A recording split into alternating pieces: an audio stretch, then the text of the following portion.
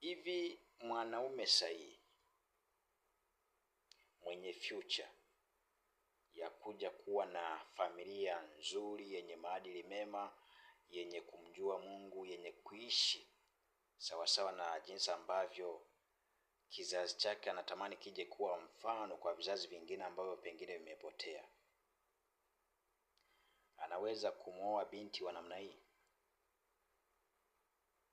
Tuambizane ukweli.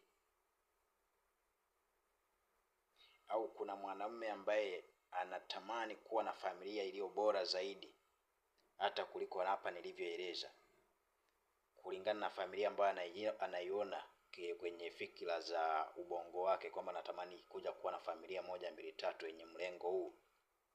Anaweza akaoa binti wa namna hii? Binti ambaye ametoboa pua, binti ambaye anajichubua kwa maana ya mikorogo,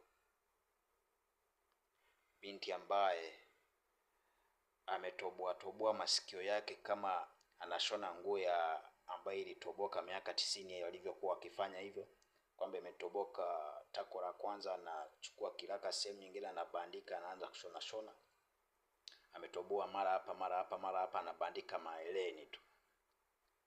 Kwa sababu tunafahamu kama ni urembo wa mabinti, akitoboa sikio sehemu moja sawa, tunajua ndio urembo tuliouzoea. Lakini zaidi ya mara moja sio urembo, kuna kitu cha ziada hapo kimejificha. Lakini kutoboa pia pua sio urembo kwa tamaduni na mila na desturi za Kiafrika. Akitoboa kuna jambo la pili lipo limejificha. Lakini pia na mambo mengine ambayo yanafanana nayo, sihitaji kutaja yote, lakini mimi ambayo binafsi najaribu kuiangalia hayo mawili, hasa binti aliyetoboa pua na kutoboa masikio.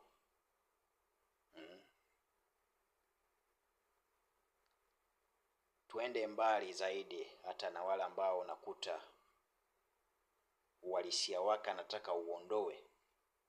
Yeye ni mawigi na kichwa na mawigi.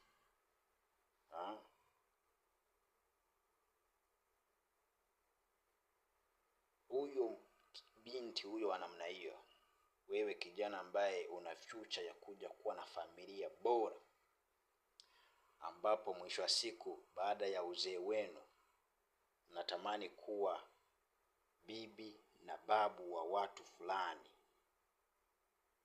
unaweza ukamwoa au unaweza ukamfanya kuwa mkeo? Bila shaka jibu ni hapana, na mimi siwezi kukuoa kwa sababu hapana. Na wapo mabinti ambao nyakati hizo wanajidanganya, unakuta ametoboa pua, ametoboa sijui nini, anavaa miwigi kama mzimu, anajifariji kwamba ndivyo anavyopenda mchumba wangu. Huyo sio mchumba, hicho ni kijichumba. Kwa sababu hakuna mchumba mwenye future anaweza kukuoa wewe mwenye tabia ya namna hiyo. Sana sana hapo mnapotezeana muda, na hakuna mwenye ndoto na mwenzake. Hapo mnakuwa tu mnasema ngoja tusogeze muda tuishi kama ambavyo dunia inavyoenda, lakini baada ya hapo liwaro na liwe. Kwa hiyo huna ramani, huna future ya maisha yako. Kuna watu wanaingia kwenye ndoa hawana future ya maisha, hawana ramani kwamba wanataka kwenda wapi kwenye ndoa. Ndio maana unakuta fulani na fulani wameoana kisa eti umaarufu. Maarufu kwenye ndoa si ujinga huo, wenda wazimu. Kabla hujaingia kwenye swala la ndoa, chunguza unatamani kuwa na mke wa namna gani? Unatamani kuwa na mwanamke mwenye maadili yapi, ambaye atakuja kufanyika mke kwako wewe na kuwa mama wa watoto wako, wa misingi gani?